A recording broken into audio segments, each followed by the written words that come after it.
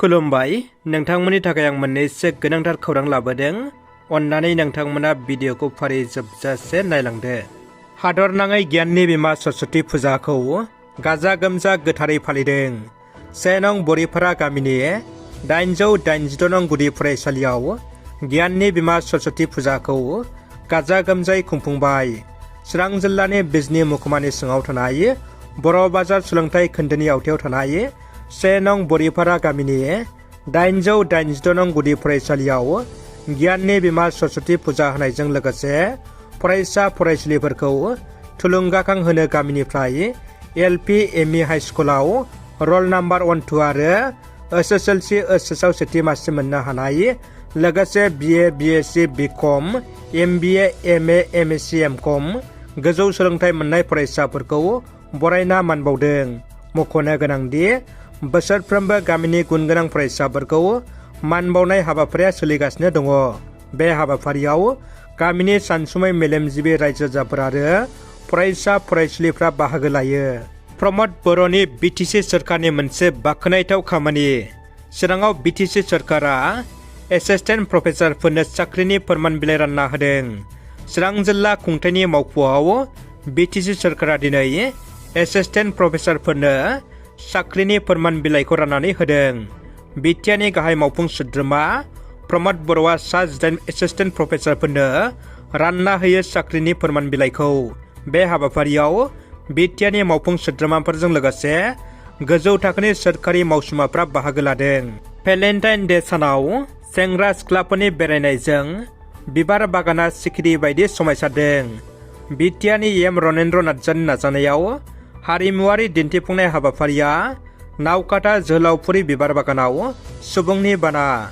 जोहोलावफुरि बिबार बागाना समायसारदों फेस्ला फावखुंगुर प्रेक्टिकेल मस्क' मनीषा नितामनि गिताश्री मोनसोममोननि फाव फेस्ला बुंनाय आरो मेथाइया समायसारहोदों।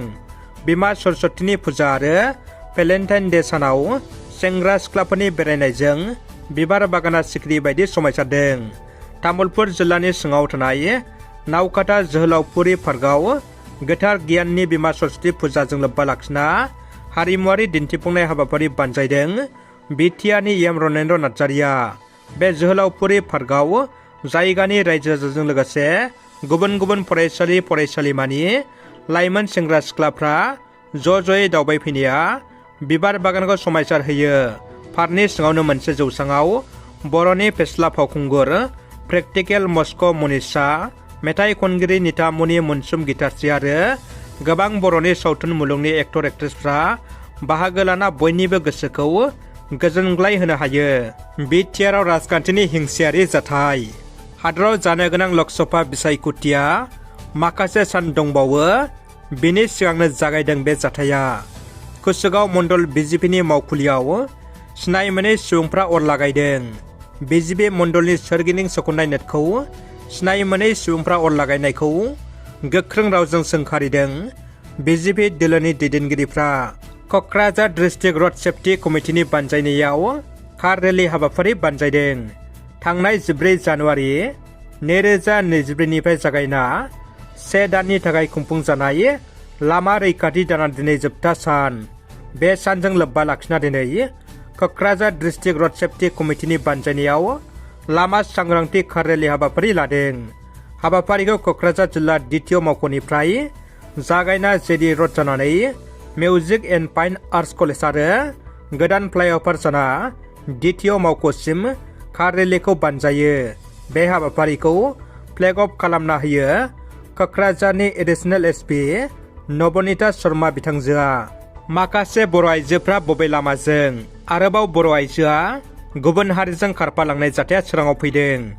मिथिनो मोननाय बायदिब्ला बाक्सा जिल्ला बरमा पुलिस थानानि बेन्दोङाव थानाय मेदाकाट ओनसोलनि बर' कुसिजार गामिनि नाग्राम रामसिंहारनि अनसुलि बिसि कृष्णा रामसिंहारिया थांनाय समबार 13 फेब्रुवारियाव बरमायाव बेंकआव फैसा दिहुननो होननानै थांनाय असिलायैनो दिनैसिमबो न'आव गिदिंबोफिनाखै।